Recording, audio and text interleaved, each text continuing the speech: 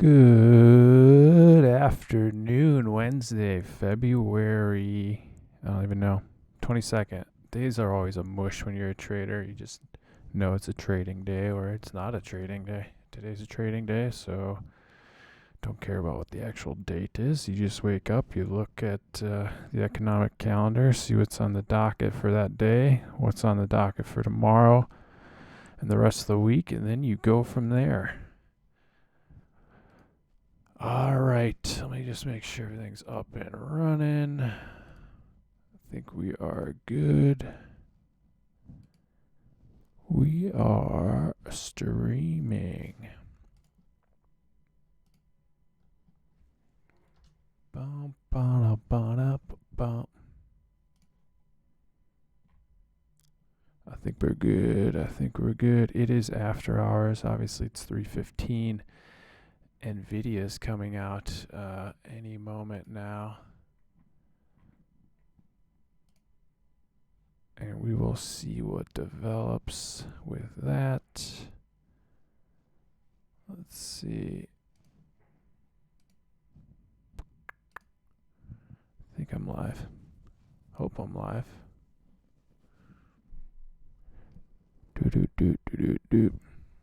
Another one of my favorite companies,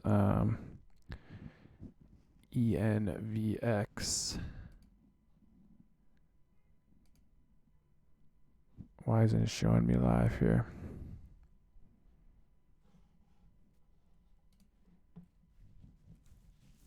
Prove it.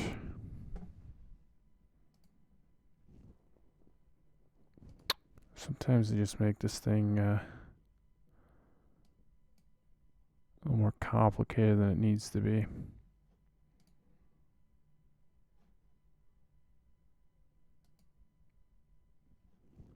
It was the best day. I am connected. Alright, well, if I'm not live, sorry, but I'm pretty sure I am. I am pretty sure.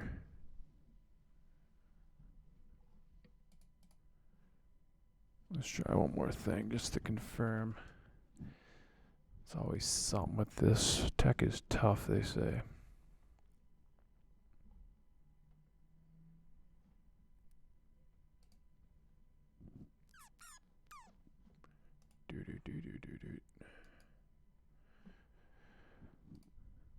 Batman.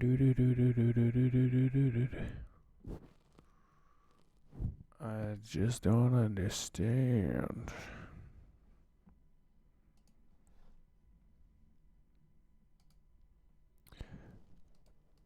I want candy.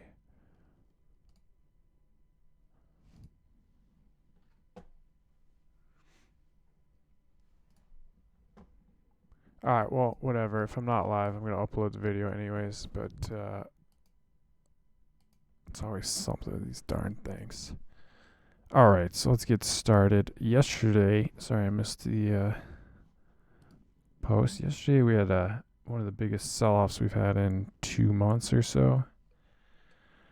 It was triggered by the services PMI, which came in a little bit hot. Anything over 50 means everything's expanding. Anything under 50 is contraction. It came in just over 50. They're expecting a little bit lower than 50. Which, I mean, isn't that big of a deal. The only thing is, if everybody wants the Fed to cut rates, they're not going to do it when things are still expanding. That means there's more room for rate hikes without damaging anything. That said, things are already really damaged, and the Fed is always late to these things. If you look back to basically any boom bust cycle, it's all perpetrated by the Fed, but anytime they go through these rate hikes or rate cuts, they're behind the eight ball. Things have already broke behind the scenes, and the Fed's not going to see until it's too late, and then they'll do their emergency rate cuts, and then we can bottom shortly after that. Until then, it's all sell rips, pick your spots on bounces, and get the fuck out of the market.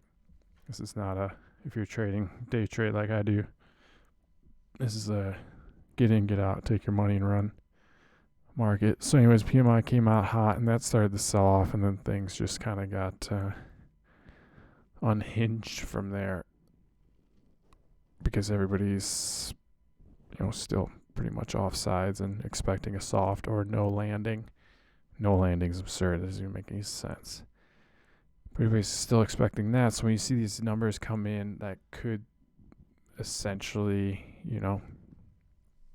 theoretically support more rate hikes, that's bad for stocks. So yesterday stocks went down. I think people are off sides.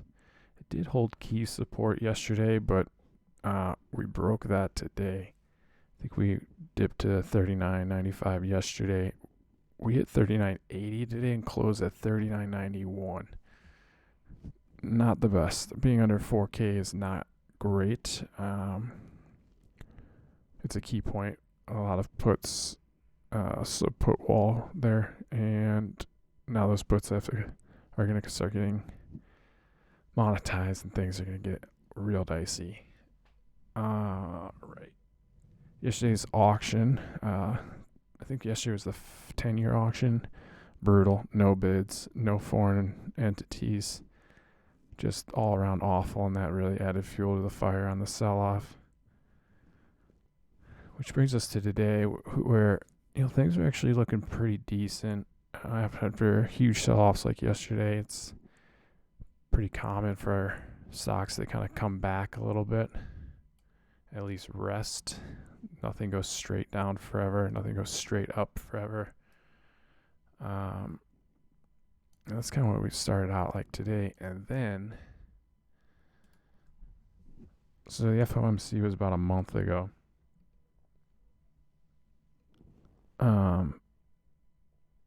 And they released their minutes. So the minutes from the meeting, basically everything they talked about and who said what and who supported these rate hikes versus these rate hikes, et cetera, et cetera. They hold on to these things for, 3 weeks now? 4 weeks? And then they release them to the market. I think it's the dumbest thing of all time. Either release them right away or just don't release them. You have to release them for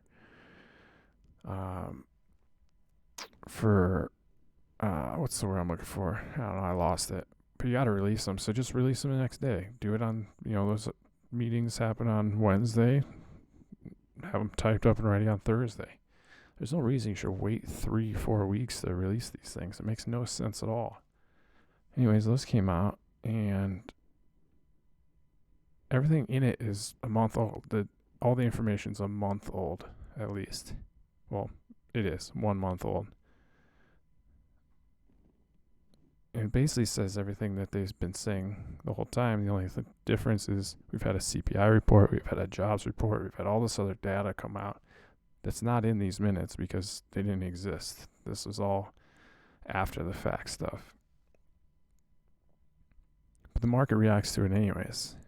And I think what they reacted to in this meeting, in these minutes, was the Fed was not interested in changing anything about their balance or their balance sheet reduction. But if you look back, they've been saying it the whole time. They haven't changed their tune on the balance sheet at all. They say everything's going fine. We're going to continue doing it at this clip. And now, a month later after they said this in their minutes, market took a digger. First thing it did was tank 15 points, and then it rallied 25 points, and then it tanked 50. And then it kind of came back and settled, where it is now, 39.91. But the minutes are dumb. It's old information. It has nothing to do with today. Everything has changed. There's been Fed speakers since those minutes. There's been data. I think the Fed minute afternoon release is one of the dumber things of all time, but that's just me and just another way for them to fuck with the markets. Anyways, I digress. So that's what moved the markets today. Still waiting on NVIDIA to release their earnings report. Nothing yet. It should be out. I think they come out in 5 minutes, 30 minutes after the bell. But there's another company coming out. I don't know when their release is, but it should be imminent as well. And it's a battery company I've been keeping my eye on for a while. ENVX, ENVX. So it's a battery company. Yeah, there's a lot of battery companies that are trying to get going here. I know Gates has one, Quantum Space, and there's a few other ones. This one's intriguing for a couple of reasons. One, wait, did they come out? Oh, they came out. No reaction from the stock. They missed, but they missed EPS, but they beat on sales. That's actually huge. So anyways, this company has a technology, it's called brake flow. And basically what happens to their batteries when they get damaged or basically damaged, they don't start a fire. They don't, nothing really, they lose, obviously they lose their power. Some power remains, but the biggest thing is that they don't start a fire and they don't melt down. And if EVs are going to really take off, even though things are slowing, and companies like Tesla clearly have fire issues, or we do all this, green energy storage with batteries.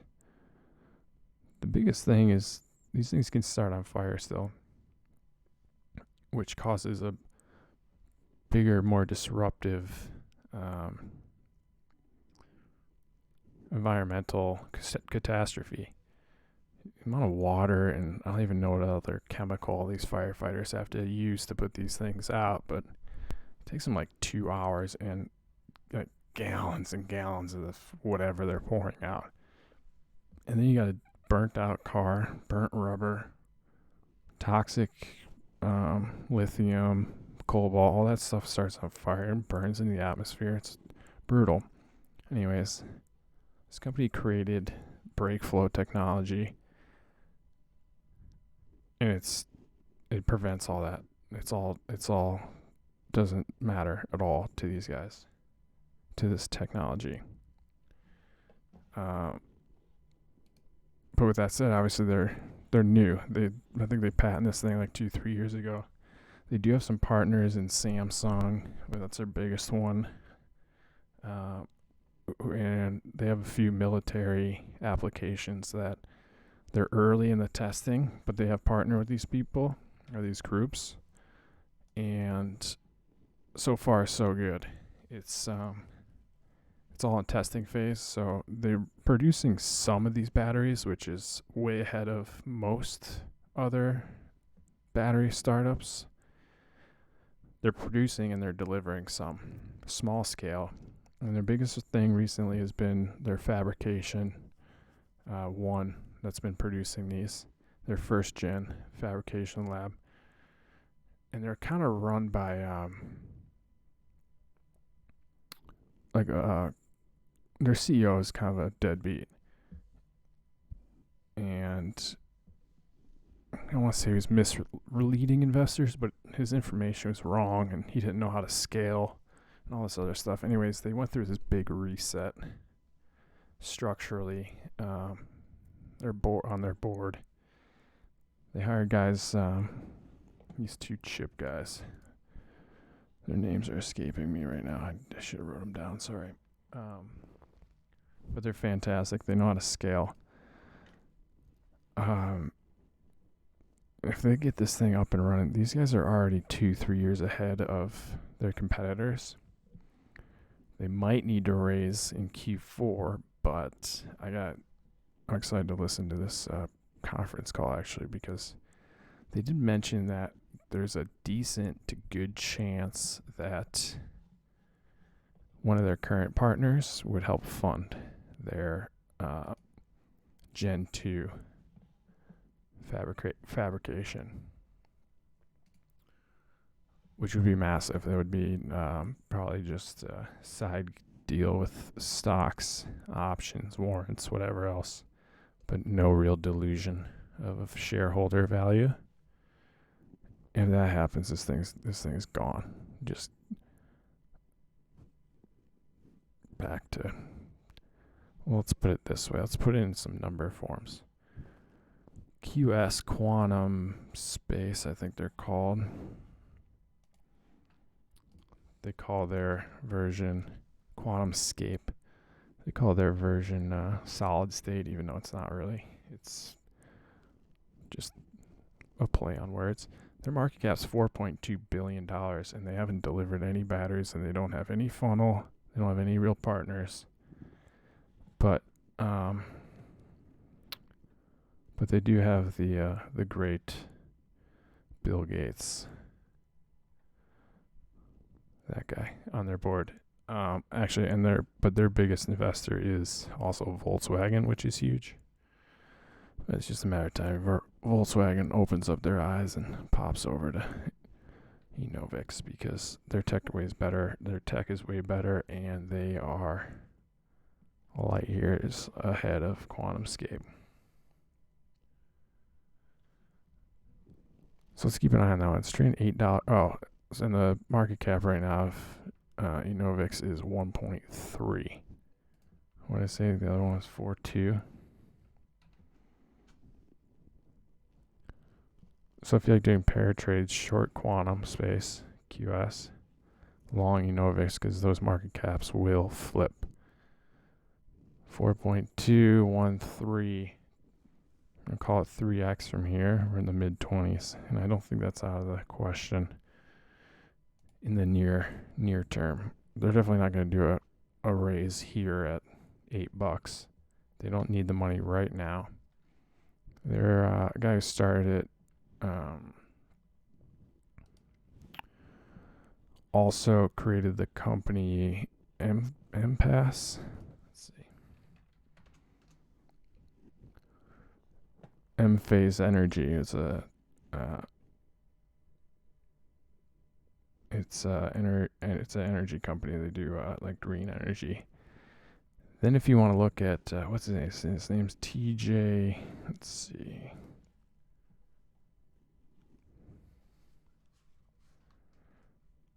TJ Rogers. And TJ owns, I think he just bought even more ENVX. Bought even more shares of ENVX. And if you think of any greats, business greats like Bezos or I don't want to say Musk so much because he doesn't quite do it, but vertical integration. So if you have an energy company has green energy, I mean, these guys are crushing it. Their market cap is $28 billion. Trading at $200 right now. If they get into the energy storage business, who do you think they're going to? They're not going to hire QuantumScape. They're going to partner up with Enovix and their batteries. What if they pull a Musk when Musk bought bankrupt Solar City from his brother and integrated that into Tesla? So think of the same thing that could happen here. I'm not saying it does. I'm not saying it's going to or is even rumored to, but these are the type of catalysts you look for in, investments. Anyways, they came out. The stock is not doing anything after hours.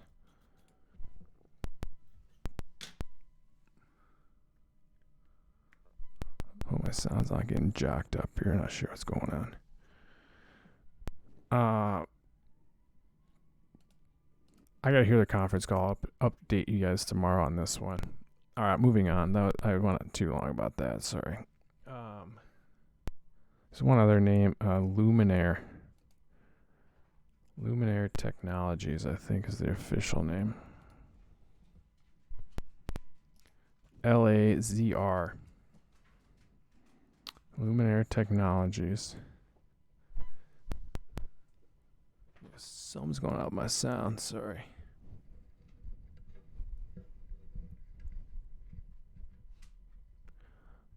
Alright, hopefully I'm good here.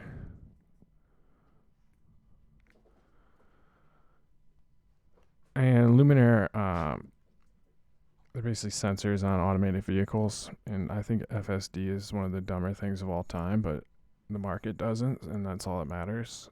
But these guys just signed.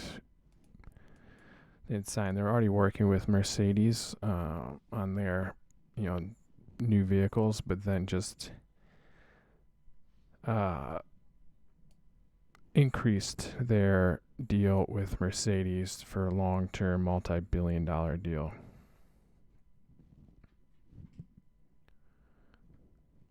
Which Mercedes owns a small stake in them, but then just threw in a multi-billion-dollar deal for their sensors so they can integrate all their tech into all the new Mercedes EVs and automated cars. Mercedes makes trucks too. So the applications there are massive. The market cap on this is $2.6 billion. And this deal basically might double that.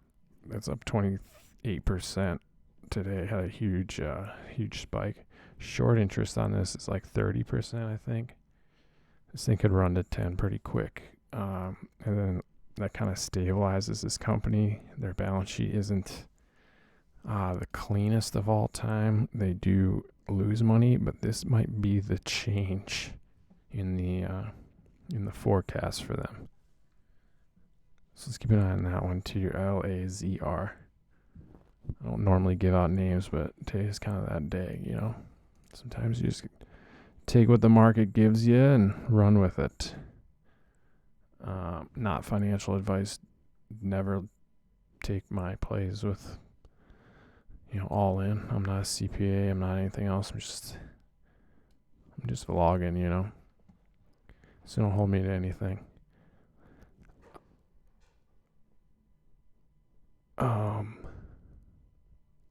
I think that's it for today. Oh, yep. Let's talk about two more things. Yeah, long one. Sorry. Two more things. Is Elon Musk the biggest troll of all time? This guy was heavily integrated into the social scene before he bought Twitter, and everybody turned on him because he's a free speech guy. And all their secrets might get exposed, much like Trump. Just kind of a wild card that no one trusts with their secrets is kind of my feelings on it. Anyways, he tweeted today. Let's see if I can pull it up real quick. He tweeted today about the Illuminati. And it's just like,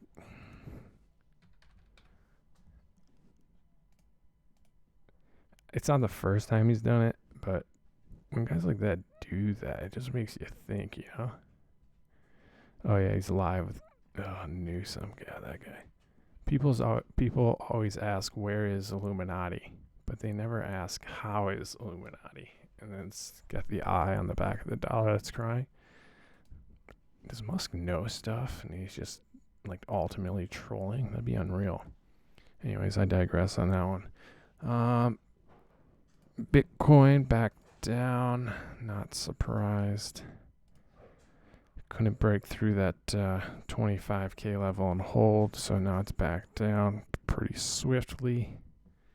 23,700. And again, this thing moves kind of with the markets. It's a risk asset, and that's how they're going to trade it for now, anyways. I think there's an update coming to Ethereum, which could have an effect on everybody staking it. I gotta look more into that, but I think there's an event coming up for Ethereum which unlocks a bunch of staked. I gotta look into it before I talk out of turn here, but it could open up. My understanding is it could open up more downside. If that happens, I think it goes back down to like $1,200. If it breaks under this 1,600 level, it's about 1,615 now. We'll keep an eye on that one too. All right, that's it for me today. Tomorrow news is pretty light. I think I don't think there's anything in the morning, is there? There's one thing, I think.